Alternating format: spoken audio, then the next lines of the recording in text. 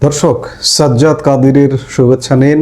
এই মুহূর্তে আপনাদের সামনে কথা বলতে চাই, ইরান কি তবে বিশ্ব অর্থনীতিকে জিম্মি করবার পথে হাঁটছে?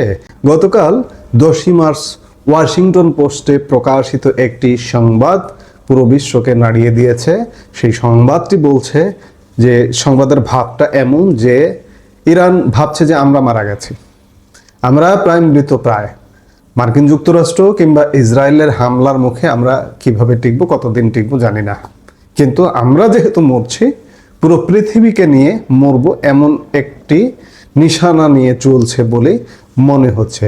যুদ্ধের দ্বিতীয় সপ্তাহে এসে পরিস্থিতি এখন আর শুধু মধ্যপ্রাচ্যের মধ্যে সীমাবদ্ধ নেই। দুবাই থেকে শুরু করে কুয়েত, এমনকি লোহিত সাগরের বাণিজ্য পথও এখন আগুনের গোলার মুখে। আমেরিকা ও ইসরায়েলের যৌথ হামলার জবাবে ইরান যে পাল্টাপাল্টি আঘাত শুরু করেছে, তাতে থমকে গেছে বৈশ্বিক পণ্য পরিবহন। তেলের দাম আকাশচুম্বী, বিশ্বের ব্যস্ততম বিমানবন্দরগুলো বন্ধ এবং সমুদ্রপথে মাইন বিছিয়ে ইরান কি সত্যিই বিশ্বকে একটি অর্থনৈতিক মহা বিপর্যয়ের দিকে ঠেলে দিচ্ছে? ওয়াশিংটন পোস্টের খবর বলছে, ইরান এখন সরাসরি তাদের প্রতিবেশী উপসাগরীয় দেশগুলোকে লক্ষ্য বস্তু বানাচ্ছে। কিন্তু কেন? কারণ এই দেশগুলোতেই আমেরিকার বড় বড় সামরিক ঘাঁটি রয়েছে। গত কয়েকদিনে সংযুক্ত আরব আমিরাতের জোবেল আলী বন্দরে ভয়াবহ হামলা হয়েছে।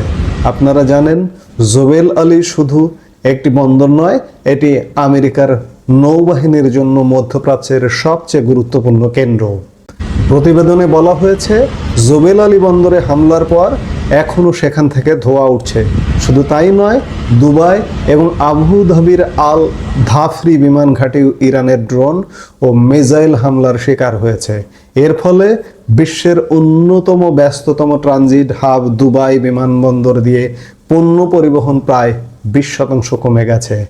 স্মার্টফোন থেকে শুরু করে জীবন রক্ষাকারী ওষুধ, সব কিছুর সাপ্লাই চেইন এখন হুমকির মুখে।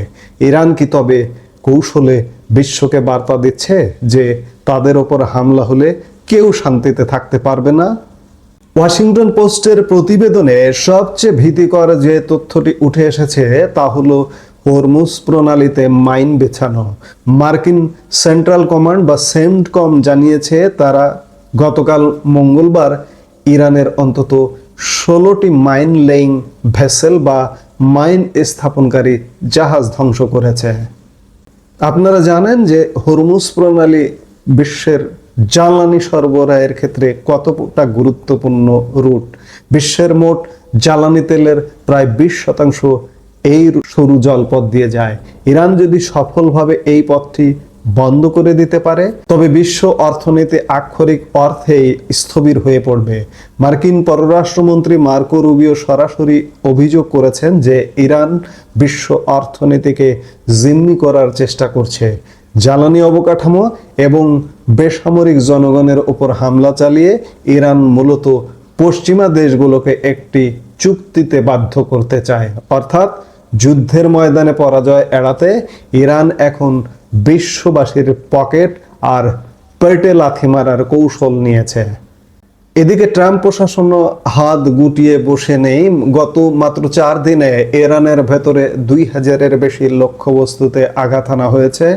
ইসরায়েলি বিমান বাহিনী ব্যবহার করেছে 4000-এর বেশি গোলাবারুদ। আমেরিকা দাবি করছে তারা ইরানের নৌবাহিনীর বড় একটি অংশ এবং তাদের মিসাইল তৈরির ক্ষমতা ধ্বংস করে দিয়েছে। কিন্তু আশ্চর্যের বিষয় হলো, এত বিশাল ক্ষয়ক্ষতির পরও ইরানের শাসন ব্যবস্থা ভেঙে পড়েনি। ওয়াশিংটন পোস্টের ভাষ্যমতে, ইরান একটি প্রলম্বিত কষ্টের জন্য মানসিক প্রস্তুতি নিয়ে রেখেছে। তারা মনে করে তাদের জনগণ দীর্ঘস্থায়ী যুদ্ধ সহ্য করতে পারলেও আমেরিকার অর্থনীতি তেলের চড়া দাম বেশিক্ষণ সহ্য করতে পারবে না। এটাই ইরানের আসল বাজি। ইরান শুধু জাহাজ নয়, প্রতিবেশী দেশগুলোর তেল শোধনাগারেও হামলা চালাচ্ছে।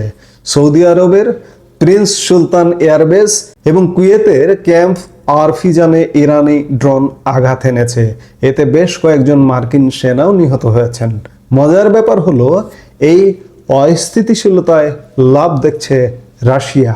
ওয়াশিংটন পোস্টের বিশ্লেষণ বলছে, মধ্যপ্রাচ্যে যুদ্ধ যত দীর্ঘ হবে, ইউক্রেনের দিক থেকে পশ্চিমাদের মনোযোগ তত কমবে। এছাড়া তেলের দাম বাড়লে রাশিয়ার যুদ্ধকালীন বাজেটে বাড়তি অর্থ যোগ হবে। তাই এই জিম্মি সংকটে পর্দার আড়ালে কারা কলকাঠি নাড়ছে তা নিয়ে নতুন করে ভাবার সময় এসেছে। ওয়াশিংটন পোস্টের এই প্রতিবেদন থেকে একটি বিষয় পরিষ্কার, এই যুদ্ধ এখন আর শুধু সীমান্ত দখলের লড়াই নেই, এটি এখন একটি বৈশ্বিক অর্থনৈতিক স্নায়ুযুদ্ধ। ইরান তাদের সামরিক সক্ষমতা হারানোর বিনিময়ে হলেও বিশ্ব অর্থনীতিকে জিম্মি করে নিজেদের অস্তিত্ব টিকিয়ে রাখতে চাইছে। কিন্তু প্রশ্ন হলো, কতদিন? তেলের দাম যদি $200 ছাড়িয়ে যায়, তবে কি বিশ্ববাসী আমেরিকার এই অভিযানকে সমর্থন করবে, নাকি ইরান তার নিজের পাতা জালে নিজেই বন্দী হবে? আপনারা কি মনে করেন, ইরান কি পারবে বিশ্ব অর্থনীতিকে থমকে দিতে? আপনার মূল্যবান মতামত আমাদের কমেন্ট বক্সে জানান। এই মুহূর্তের ভিডিও থেকে এখানেই বিদায় নিচ্ছি। আল্লাহ হাফেজ।